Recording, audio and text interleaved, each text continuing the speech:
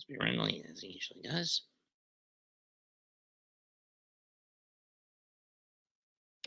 There he is.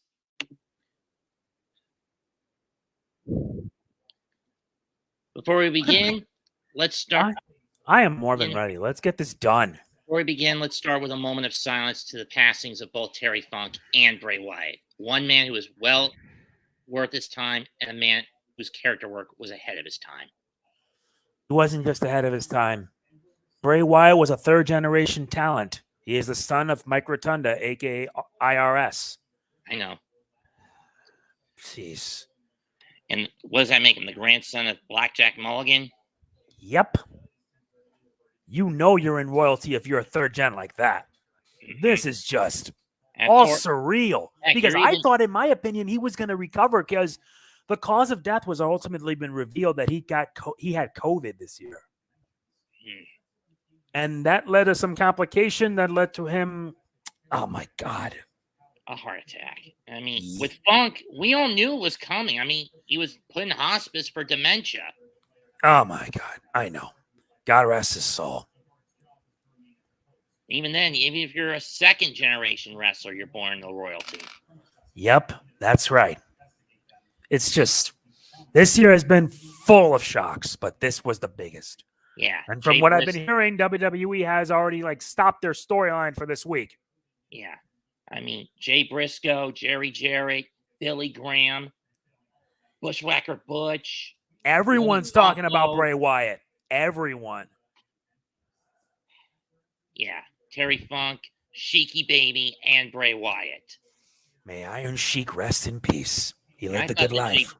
And I thought the Jay Briscoe death hit me hard. Yeah, that was a shock. But Bray Wyatt, I think, hit hardest because when I remember watching wrestling, he was just so fun to see because he was just someone who's just so creative and did something so different that he captivated people. Mm-hmm. That is nuts. The Wyatt family is like a good stable. Enough said. They were fun to watch. True. Anyway, let's get to work. Tonight, we look at what AEW calls the biggest wrestling event in history, or event in wrestling history. All In coming in to us live from Wembley Stadium in London. Yep, same place as SummerSlam 1992. About to have over 80,000 people about to see this match. Brand, this is actually the second iteration of Wembley. Yep, I think the first one had to be torn down and be renovated, right? Yeah. I figured.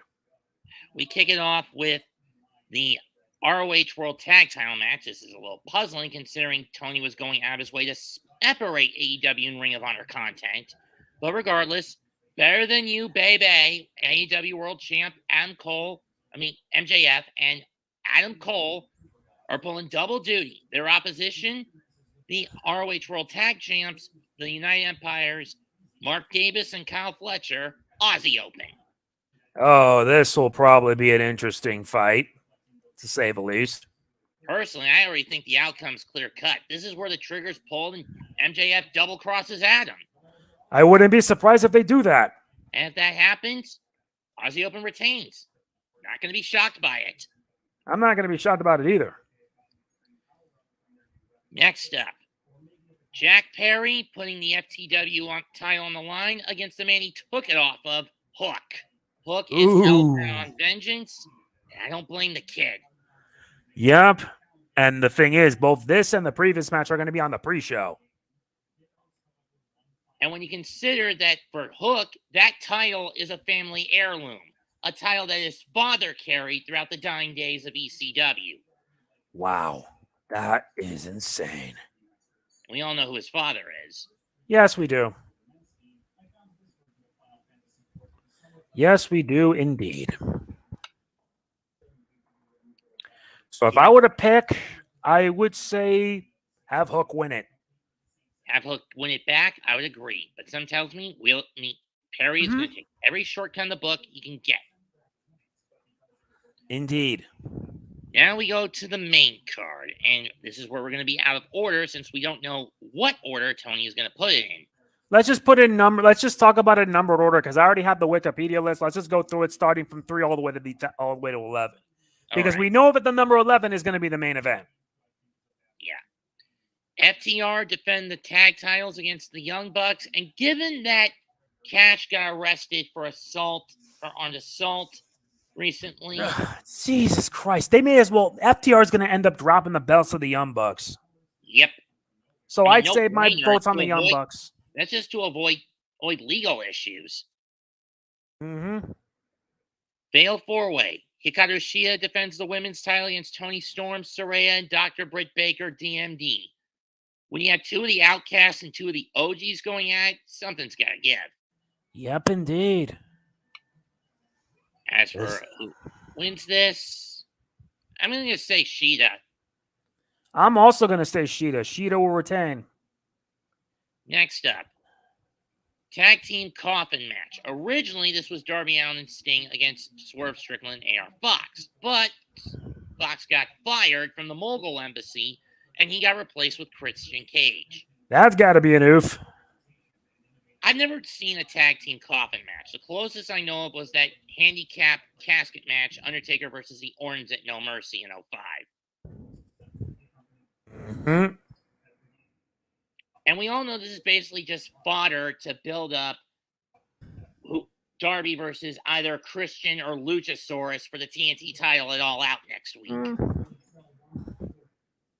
Indeed. Question is, who's going to win it? Yeah, and who's going in the casket? Oh, this is going to be a tough one. Very tough. Darby Allin and Sting or Swerve, Strickland, and Christian Cage? Personally, I hate to say it, but it's going to be Swerve and Christian going to end up in the casket. I think you just have to put one guy in the casket and close the Well, if I were to pick, I would choose Swerve. I say Christian, so Darby has a clear line shot at Luchasaurus. Oh, that would actually be something. But with both Lucha and Nana in the corner of Swerve and Christian, that's going to be easier said than done. Yeah, it's actually going to be really difficult. I'm going to say Allin and Sting win. Indeed. Probably say the same thing, Allin and Sting. Next up, Konosuke Takeshita teams with Bullet Club Gold, Juice Robinson and Jay White against the Golden Elite, Hangman Page, Kenny Omega, and Kota Ibushi. A 6-man tag. There's going to be a fierce battle. Yeah, especially when you consider that 5 of these 6 have had, in one way or another, a tether to Bullet Club.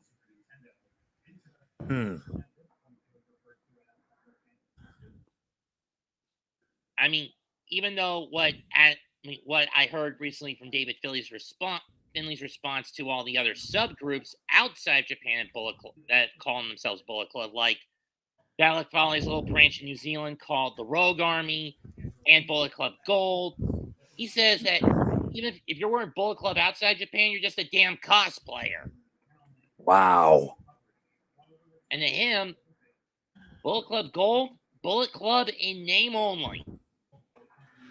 In name only. My guess is a shadow of its former self. Mm-hmm. I mean, at least the Rogue Army is more of a way to beat the stable up once some of Foley's recruits from New Zealand get called up to the main roster in Japan. Yeah.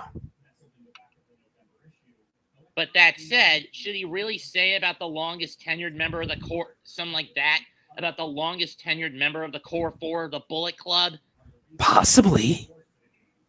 Personally, Foley's got a short fuse. And if you say something like that to him, leader or not, you're going to get your head smacked in. Oh, that might be ugly.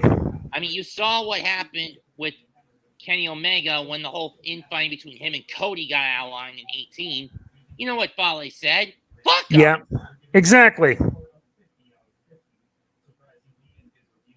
I'm going to give this to the Golden Elite. I probably will do the same. The Golden Elite will probably deserve that. Stadium Stampede. 10-man war. Eddie Kingston, boy. Orange Cassidy. Best Friends. And Penta El Cero Miedo. It was originally supposed Penta El Cero Miedo. Was supposed to be Ray Phoenix, but he got concussed. Compliments of John Moxley. I got hurt. They take on the Blackpool Combat Club, consisting of Moxley, Castagnoli, Wheeler Yuta, And shockingly, Santana and Ortiz, who we haven't seen since Blood and Guts last year. Well, this might prove interesting. Especially when you consider that Santana and Ortiz believe Eddie left them high and dry. Wow. But then again, there's one main reason why this match is even happening, especially with Eddie and Claudio. It's padding to set up their match for the Ring of Honor World title either December 9th or December 16th at Final Battle. It's just setting things up nicely. Mm-hmm.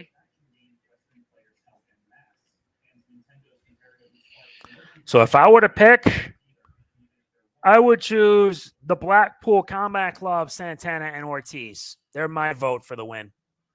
I'll go the same route. Figures you would. Will Ospreay with Don Callis against Chris Jericho. Oh, this is going to be a fun one. Considering that Will's contract with New Japan is going to be up in 6 months, and how he recently took the IWGP US Heavyweight title and swapped it out for his own creation, the IWGP United Kingdom Heavyweight title. One title for another. And this was after the G1. And what did it get him? September 24th in Kobe. He's got a date with Yota Tsuji. Oh, that's going to get ugly fast. Mm-hmm. And he's got to put that belt on the line on the 24th.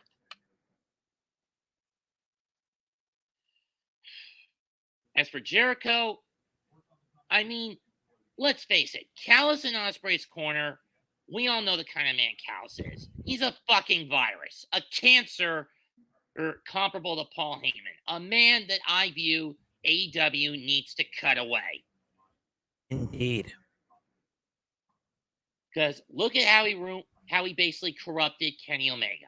Look how he corrupted Konosuke Takeshita. And look at how he's going to corrupt Will Ospreay once Will's contract runs out in February and he comes to AEW. Oh, that might get ugly really fast. And then another boatload of West Gaijin fans are going to leave New Japan. I'm not surprised.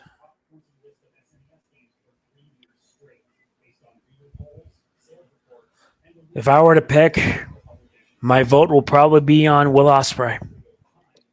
I'll throw it out on a limb and go Jericho. Why not? That might be fair.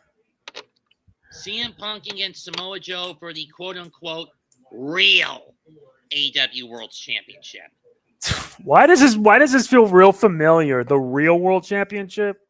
The this whole feels Ric Flair thing in 91, I know. Yeah, I know. But to be fair to Punk, he does have a point. He was stripped of the title both times due to injury. Just damn. But Punk, you got to keep yourself safer. And the fact that Joe's title, the Ring of Honor World title, is not at stake, which again, to be fair, smart by Tony keeping ROH and AEW a separate product on AEW cards. But that said, is there really any reason for this match? We all know that much like with the Stampede, this is going to be fodder for whoever wins the main event versus Punk at All Out to crown an undisputed champion again. I'm giving this to Punk. I'm giving this to Punk, honestly, because Punk's already been in enough controversy as it is. That's right. For the Trios titles, the House of Black take on the Acclaim with Billy Gunn, who I thought had retired a while back. I thought he retired. What? It's basically the House of Black, Malachi Black, Buddy Matthews, and Brody King with Julia Hart in their corner versus Billy Gunn and the Acclaimed, Anthony Bowens and Max Caster. Will it be a three-way scissors, or will the scissors finally get broken? Well, why don't we just say that Rock breaks scissors? So you're going House of Black? Yes, I'm going House of Black. Rock breaks scissors, obviously. True. And now we reach the main event. MJF versus Adam Cole. Baby. Yep. But then again, the question is, how